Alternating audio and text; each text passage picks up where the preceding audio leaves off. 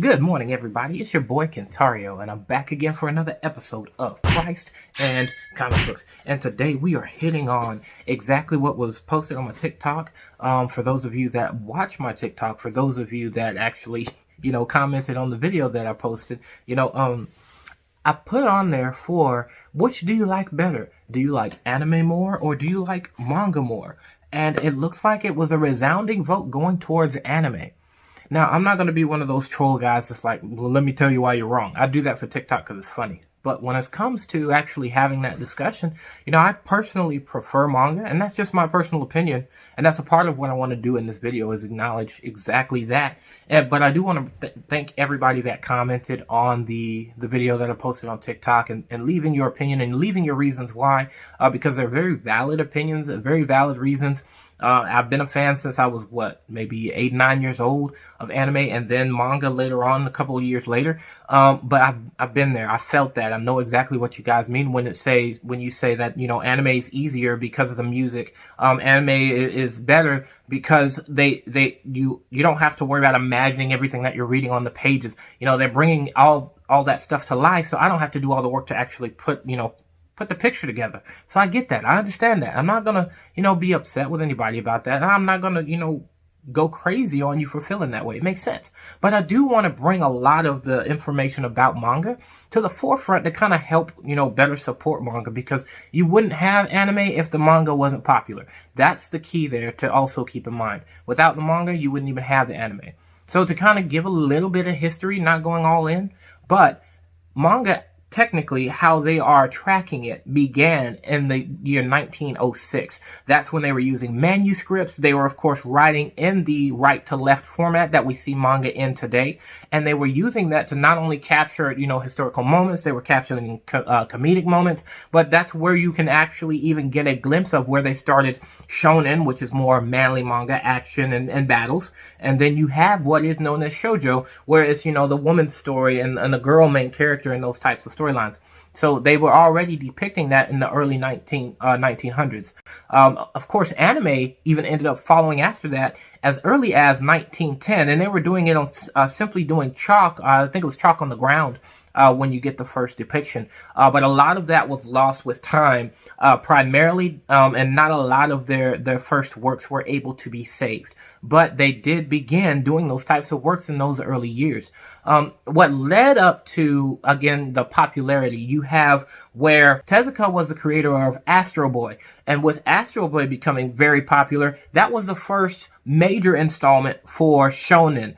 Now, the first major installment for shoujo was a manga called Sazai-san, which is basically a female MC, but she wasn't going with the norm of I'm seeking to be a wife, I need to be that good mother. She wasn't playing that role, but she was trying to find her own way, to do her own thing, and that's what really drew people in to Sazai-san. And that's what started manga as that big hit. But then they later led into these being again made into the anime that we now see today. It all really began to kick off at that point, and that's in about 1941, around the time when this all began, when the manga was being produced, and then later they ended up making the anime. Now, one of the things to truly identify, which is so important, what determines when someone has created a popular manga is that they do what's called one-shots. And so in them doing one-shots, they enter those one-shots into contests. One of those contests being the Tezuka contest. And they are voted on by popular mangaka, which is, manga artists. And they determine if that was a really good one-shot. Once they like the one-shot, the person that made it has an opportunity to enter into, big businesses, editing companies, such as Shonen Jump, such as Kodansha Comics, to be able to get their manga actually produced. Or they have to write something completely new, depending on how that plays out.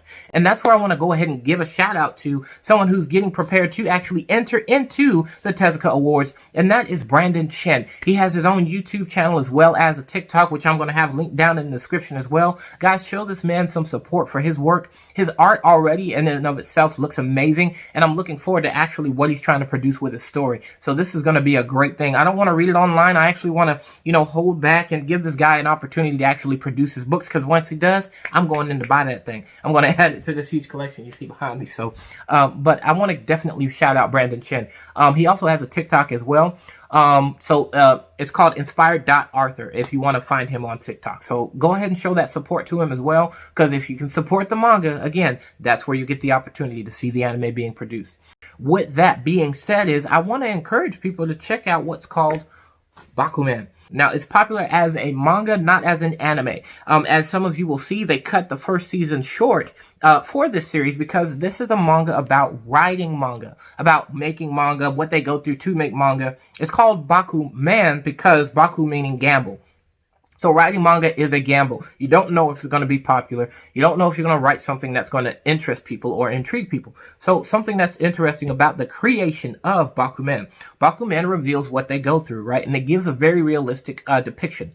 This manga was produced by the creator of Death Note, Tsugumi Oba and Takeshi Obata. Tsugumi Oba being the writer and Takeshi Obata being the illustrator for the series. As you can see, his artwork is amazing. He knows how to alternate between being, very playful and smooth and simple with his artwork to going to that serious, detailed illustration, which you don't see a lot of in Shonen Jump. Shonen Jump actually likes for their series to be very simple in that regard so that they can get the manga produced in a timely manner. Also revealed in this series.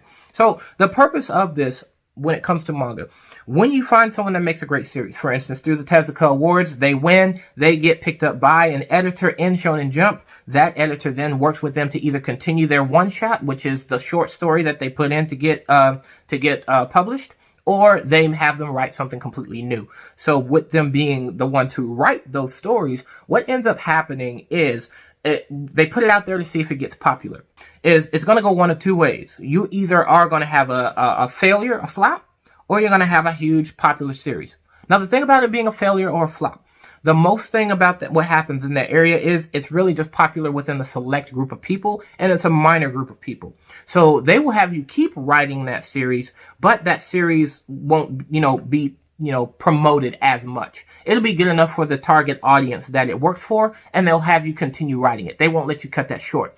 Or they will make you rush to an end so you won't have the ending that you wanted, even though you like the story, the people don't. So you don't get the ending that you're looking for. The thing about becoming a popular mangaka, if you're a popular mangaka, what you end up getting in that moment is, again, it's going to be the same thing. They'll either want you to continue writing it because it's so good, or you, if you are that good, and that's one of the coolest things about it, if you're really that good, they'll let you end it sooner and at your own pace. They'll let you write your story at your own pace, which is why they did this. Tsugumi Oba and Takeshi Obata, as you saw, they were able to write Death Note in only 10 volumes. They were permitted to do that because the story was such a big hit. That's why they were able to write it in just 10 volumes. But that's what they play on in this series, is promoting, revealing all of the things that they go through when it comes to writing manga. Something else to point out with that being said, you don't determine the big three based off of anime. You determine the big three based off of manga sales. So if the manga is not selling, then of course the anime is not awesome. So then that is not a part of the big three. The biggest selling manga early on were Dragon Ball Z, Yu Yu Hakusho, and Rurouni Kenshin, if I remember, in the early 2000s, between the mid-90s and the early 2000s. Those were the three manga series that were heavy hitting and hugely popular at that time. So you cannot base those determinations off of anime. Now, the tricky part with that is, normally that's found within Shonen Jump. You don't branch outside of Shonen Jump. Even when I was younger, when people were like, I was a big fan of Bleach and Naruto. Of course, Bleach, Naruto, and One Piece were the second wave of the big three. And people were trying to, shift out, the Shonen Jump series to bring in other series like Fairy Tail. Fairy Tail's not Shonen Jump. Fairy Tail is Kodansha Comics. And I want to do a separate video actually acknowledging the different comic teams that produce manga and the different producers for anime. That way we can know the difference, because that's significant too. You don't know what you're supporting if you don't know from what branch or production company in which they're coming from. So I want to make sure that we know the difference there too, so with that we're giving the right energy to the right people. right? And that's where Shonen Jump, again, deserves a lot of support, because the biggest series that we're loving and enjoying are primarily coming from Shonen Jump. So we got to make sure that all of that energy and that support is going there. You just simply trying to find an easy way to watch the anime isn't showing support to the series. Buying the books shows support to the series. Of course, buying merch, as a lot of people do, that shows support to the series. But we got to be watchful of that, is that where we're really going to show the support is by buying the manga. My next thing that I want to actually talk about is acknowledging what happens when it goes from manga to anime. And that's something that actually hurt me in enjoying anime, is what happens, okay? And I want to reference Bleach and even One Piece as some examples for us to look at. So what happens when it comes from manga to anime? When a manga becomes hugely popular, producers will come in and say, hey, we like your series, we want to produce it. What happens is, basically, the mangaka is writing away his rights to the series in a sense, right? They get to give it over to that person to produce the anime. They do what they want to produce the anime. And in them producing the anime, they get the opportunity to add other stuff into it that the manga creator did not intend to actually have in it. Hence where you have fillers. Now, it's not the purpose of fillers for them to be able to put their own thing. The purpose of fillers is to actually give the mangaka time to continue to write their series, get it farther ahead. That way the anime is kind of just following right behind it instead of going ahead of it. But the thing about putting in fillers is fillers can be a hindrance rather than a benefit or a bonus to what the mangaka is trying to do with their series. For example, one of the things to point out with One Piece. In One Piece, in the early seasons, I believe it was actually in season 1, if not season 2, they actually introduced dragons into the series.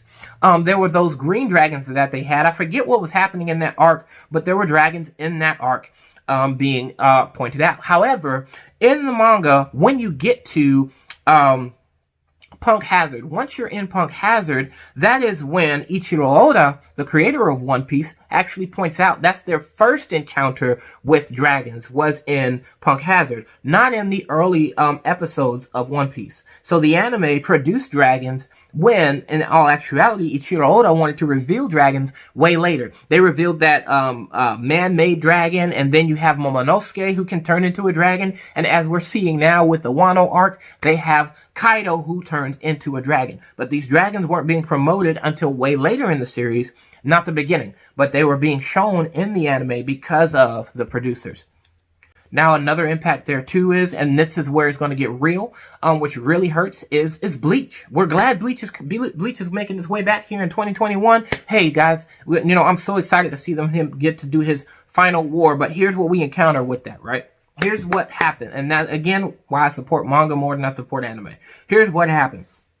So in Bleach, Tite Kubo, of course, he's an incredible writer. He was very delicate with his word choices. He wanted to make sure other cultures are being recognized, so he included Hispanics and Mexican culture into the anime, as well as we well see with the Hollows. They had like Spanish names, so I thought that was really cool too. But what happened was, he originally intended that the Quincy's were going to make their comeback, as we see in the manga at the end of the series, that they are coming back. And of course, they take in like the German culture in their regard. And that was so significant. And the thing about that they were pointing out too is, a Shinigami doesn't destroy a soul. They basically restore that soul, allow it to go back through the reincarnation process, basically. So they're not killing anyone that they destroy. They are actually giving them an opportunity to be reincarnated.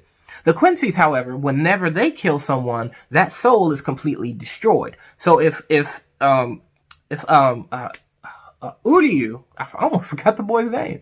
If Uryu ever killed any character in Bleach, they were dead. They were dead. They weren't just dead and being reincarnated. They were completely destroyed. So him killing somebody was major, right? And so that's what he wanted to do, was to bring that in later. But not only bring that in, but he wanted to bring in that Quincy's have the power to steal Bankai, to steal someone's Zanpakuto ability. So him wanting to save that for the final battle was an intention. He was creating that so that he can make that story come full circle instead of earlier just being that side guy that he was. He wanted everything to be able to come full circle. That's why we had the full bring to talk about humans having powers. Chad and Orihime, they were trying to bring that revelation, and then he wanted to end with Uryu and the Quincy arc, right? And doing the Great War that they were going to have. But what hindered that was the anime actually ended up doing what was called the Bount arc. And the Bount arc was similar to the Full Bring arc, but it was really humans being experimented on to be able to do what the Quincy's did, since the Quincy's had been quote-unquote eradicated. So they were working on humans to do what the Quincy's do, and they called them Bounts. And they were already doing what he wanted to do way later. And what happened was, because they did it in the Bount arc, they weren't able to sell it to do it in the Quincy arc way later.